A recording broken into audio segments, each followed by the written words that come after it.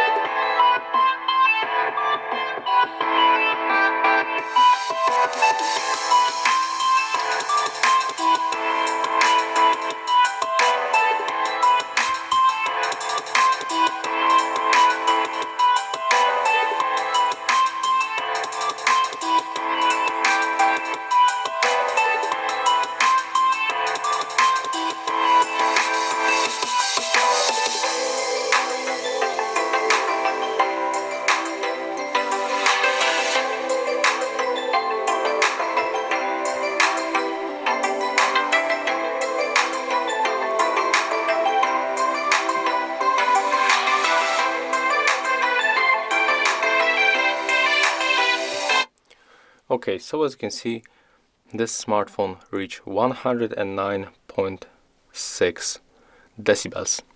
So if you find this video helpful, remember to leave a like, comment and subscribe.